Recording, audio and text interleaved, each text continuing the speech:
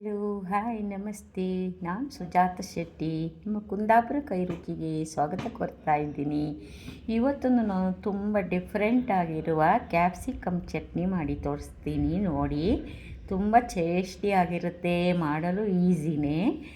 ಇವಾಗ ಒಂದು ಕಡಾಯಿಗೆ ಒಂದು ಸ್ವಲ್ಪ ಎಣ್ಣೆ, ಒಂದೆರಡು ಚಮಚ ಎಣ್ಣೆ ಹಾಕ್ಕೊಂಡು ಕಡಲೆಬೇಳೆ ಒಂದು ಚಮಚ, ಉದ್ದಿನಬೇಳೆ ಒಂದು ಚಮಚ, ಜೀರಿಗೆ, ಆಮೇಲೆ ಒಂದು ಸ್ವಲ್ಪ ಇಂಗು,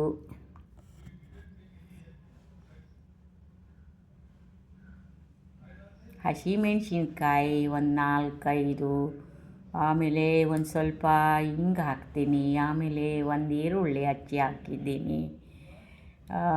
ದೊಡ್ಡದು ಬೇಡ, ಜಾಸ್ತಿ ಒಂದೇ ಒಂದಿದೆ ಕ್ಯಾಪ್ಸಿಕಮ್ಮು, ಅದನ್ನು ಹಚ್ಚಿ ಇಟ್ಕೊಂಡಿದ್ದೀನಿ. ತುಂಬ ಚೆನ್ನಾಗಿರುತ್ತೆ ನೋಡಿ. ಇದು ಸಣ್ಣ ಉರಿಯಲ್ಲಿ ಇದೆಲ್ಲ ಫ್ಲೇವರ್ ಬರೋ ತನಕ ಫ್ರೈ ಮಾಡಬೇಕು. ಸಣ್ಣ ಉರಿ, ದೊಡ್ಡ ಇದು ಮಾಡ್ಕೋಬಾರ್ದು. ಆಮೇಲೆ ಟೊಮೆಟೊ ಹಾಕಿ ಫುಲ್ಲು ಸಣ್ಣ ಉರಿಯಲ್ಲಿ ಕೆಂಪಾಗೋ ತನಕ ಹುರಿಬೇಕು, ಕೈ ಆಡಿಸ್ತಾನೆ ಇರಬೇಕು.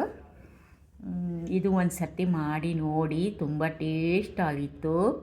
1-2 ಸರ್ತಿ 3 ಸರ್ತಿ ಮಾಡಿದೆ ನಾನು. ಅನ್ನದ ಜೊತೆನೂ ತಿನ್ಬೋದು. ನಮ್ಮದು ಇದು ಕುಸಲಕ್ಕಿ ಅನ್ನ, ಅದಕ್ಕೆ ಒಣಮೆಣಸಿನಕಾಯಿ ಹಾಕ್ತೀನಿ. ಹಸಿಮೆಣ್ಸಿನ್ಕಾಯಿ, ಒಣಮೆಣ್ಸಿನ್ಕಾಯಿ 2 ಹಾಕಬೇಕು, ಚೆನ್ನಾಗಿರುತ್ತೆ. ಇದೆಲ್ಲ ಫ್ರೈ ಆಗ್ತಾ ಇದ್ದಂಗೆ ಕ್ಯಾಪ್ಸಿಕಮ್ ಹಚ್ಚಿ ಇಟ್ಕೊಂಡಿದ್ದೆ ಸಣ್ಣ ಸಣ್ಣ ಉದ್ದುದ್ದಕ್ಕೆ. ಇದನ್ನು ನಾನು ಬಾಣಲೆಯಲ್ಲೇ ಬಾಡಿಸ್ಕೊತೀನಿ. ಈಗ ಅಲ್ಯೂಮಿನಿಯಂ ಪಾತ್ರೆ, ಒಂದು ಅಡುಗೆದೊಂದು ಟಿಪ್ಸ್ ಹೇಳ್ತೀನಿ ಫ್ರೆಂಡ್ಸ್. ಇವಾಗ ಅಲ್ಯೂಮಿನಿಯಂ ಪಾತ್ರೆ ಬಳಸಬಾರ್ದಂತ ಒಂದು ಇದಾಗಿದೆ. ನಾನ್ ಸ್ಟಿಕ್ಕು ಸ್ಟಾಪ್ ಆಗಿ ತುಂಬ ವರ್ಷ ಆಯಿತು.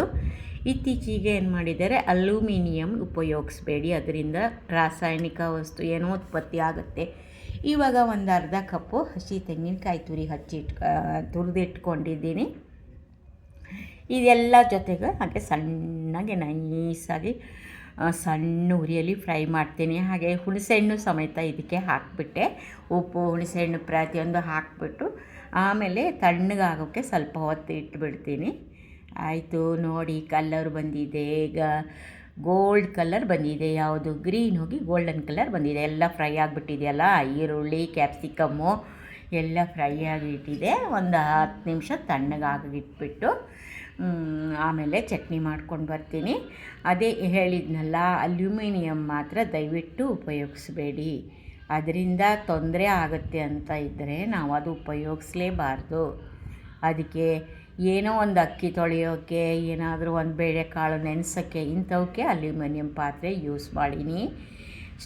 ದಪ್ಪ ಸ್ಟೀಲ್ ಪಾತ್ರೆ ಇವಾಗ ಮಾರುಕಟ್ಟೆಯಲ್ಲಿ ಸಿಗುತ್ತೆ, ತುಂಬ ಚೆನ್ನಾಗಿದೆ. ಈ ಬಾಣಲೆ ಸೇಮ್ ಹಿತ್ತಾಳೆ ಥರ ಇದೆ, ವೆಯ್ಟು ಇದೆ, ತುಂಬ ಸಿಗುತ್ತೆ ನೋಡಿ. ಆ ಕಡೆ ಈ ಕಡೆ ಹಿತ್ತಾಳೆದು ಹ್ಯಾಂಡ್ಲ್ ಹಿಡ್ಕೊಳ್ಳೋಕ್ಕೆ ತುಂಬ ಚೆನ್ನಾಗಿತ್ತು. ನಾನೆಲ್ಲ ಪಾತ್ರೆ ಸೈಡಿಗೆ ಹಾಕಿಬಿಟ್ಟೆ. ಅಲ್ಯೂಮಿನಿಯಂ ಏನು ಜಾಸ್ತಿ ಇಲ್ಲ, ಆದರೂ ಉಪ್ಪು, ಖಾರ, ಹುಳಿ ಎಲ್ಲ ಹಾಕಿ ಸಾರು ಮಾಡಿದಾಗ ಅದೇನೋ ಒಂದು ರಾಸಾಯನಿಕ ಅದರಿಂದ ಬಿಡುಗಡೆಯಾಗಿ ಇದೇನೋ ಬೇರೆ ಬೇರೆ ಕಾಯಿಲೆ ಬರುತ್ತೆ ಅಂತ ಎಲ್ಲ ಹೇಳ್ತಾಯಿದ್ರು. ಆಯುರ್ವೇದಿಕ್ ಡಾಕ್ಟ್ರು ಅವರು ಇವರೆಲ್ಲ ಹೇಳ್ತಾಯಿದ್ರು.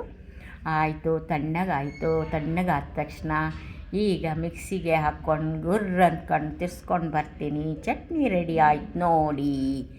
ಮತ್ತೆ ಸಿಗ್ತೀನಿ ಇನ್ನೊಂದು ವೀಡಿಯೋದೊಂದಿಗೆ.